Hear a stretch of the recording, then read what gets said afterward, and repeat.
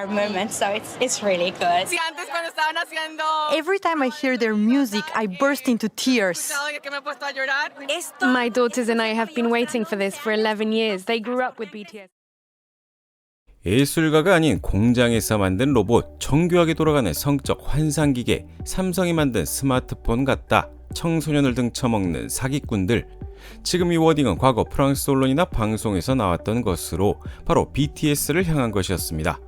물론 BTS뿐만 아니라 프랑스 언론이 K-팝을 직접적으로 다룬 2011년부터 K-팝 산업 전체를 향한 발언들과 궤를 크게 달리하지 않죠. 그럼 지금은 어떨까요? 최근 프랑스 파리의 상징적 공연장인 스타드 드 프랑스에서 이틀간 BTS 공연이 열렸습니다. 그런데 공연 직전 올라온 프랑스 24의 단신 뉴스가 제 눈길을 사로잡았습니다. 참고로 프랑스 24는 정부 예산의 지원을 받아 운영되는 국제보도 전문 채널로 영국 BBC 월드뉴스나 미국 CNN 인터내셔널에 대응하기 위해 설립된 매체인데요. 프랑스에서 BTS 공연이 열리니까 뉴스에 나온 거지 이상한 건 아니잖아 라고 생각하실 수 있습니다. 하지만 저는 프랑스 언론이 BTS를 포함한 K-팝 산업을 어떻게 다뤄왔고 어떻게 변화했는지 잘 알고 있기에 그들이 사용하는 워딩에 집중했습니다. 세계를 정복했다. 한국에서 시작된 K-팝 현상은 여전히 거대한 해일이다. K-팝 메가스타이며 모두가 기다려온 일이다. 오늘은 다양한 언어로 세계 곳곳 3억 5,500만 가구에 송출되는 프랑스 최대 국제뉴스 채널이 BTS를 프랑스어판과 영문판으로 소개하는 영상을 결합, 편집해 보여드리고 10년을 넘는 시간 동안 K-팝과 BTS를 향한 그들의 시선이 얼마나 바뀌었는지 살펴보려 합니다.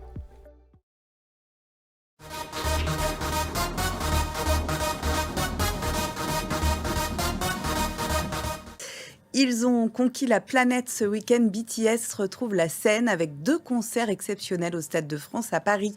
Un rendez-vous très attendu qui confirme que le phénomène K-pop venu de Corée du Sud est un raz-de-marée. Spectacle flamboyant, show millimétré et tube planétaire, voici BTS sur scène. Le groupe coréen est de retour après 4 ans de pause. De Londres à Munich, en passant par Madrid, la même ferveur, avec des fans très émus.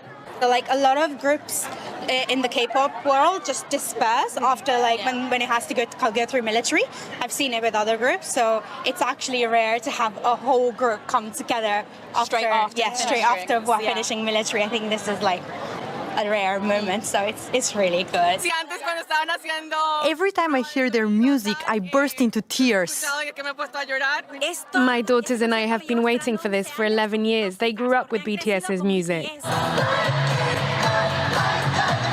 The biggest boy band on the planet are touring the world with their new album, Arirang, which hit 110 million streams in the 24 hours after its launch in March, shattering Spotify records. According to Billboard, the group stands to make more than $1 billion from their reunion, derived from concerts, merchandise, album sales and streaming revenue. 13 ans après leur début, la pop sucrée de BTS a conquis le monde, au prix d'un calendrier chargé. Vendredi et samedi au Stade de France et dès dimanche à New York pour la finale de la Coupe du Monde, aux côtés de Madonna, Shakira et Coldplay. C'est potentiellement le plus grand réseau de fans au monde en ligne. Donc en fait, à partir du moment où on veut avoir n'importe quel impact, par exemple BTS porte un vêtement, il se vend de manière immédiate. Des fans très impliqués et des retombées économiques colossales, 2 milliards de dollars attendus à la hauteur de la dernière tournée de Taylor Swift.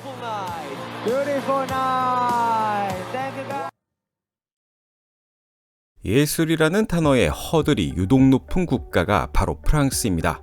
자국 문화에 대한 자부심도 그렇고 서구식 개인주의, 창작의 자율성 등이 예술의 절대적인 기준이라 생각하죠. 자, 그런데 K-팝, 아니 우리나라는 어떤가요? 집단주의, 고도의 기획과 생산, 효율에 목숨을 거는 민족이죠. 뭔가 안 맞죠?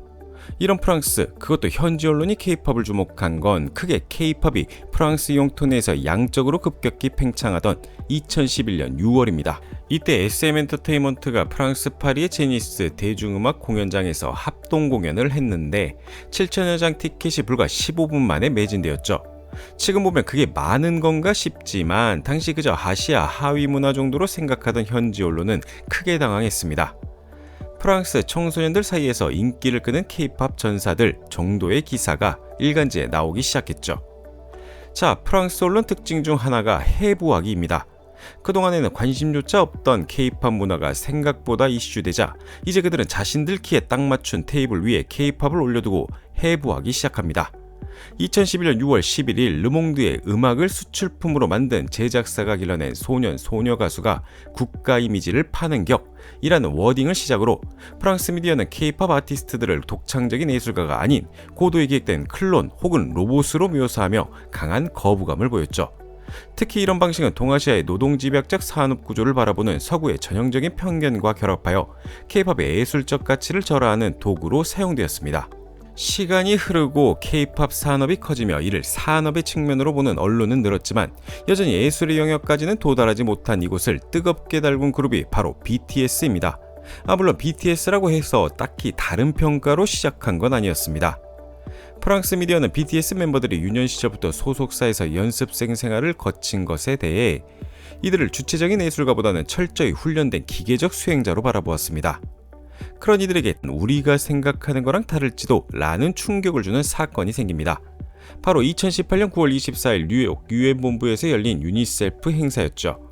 BTS의 파급력이 외교까지 도달했다는 것을 보여준 상징적인 사건이었는데요. 심지어 직전인 5월 BTS가 빌보드 200 차트 1위까지 차지했고 2019년에는 프랑스에서 대규모 콘서트를 성공적으로 개최하는 것까지 맞물려 이때부터 프랑스 언론 보도 태도가 전환점을 맞이합니다.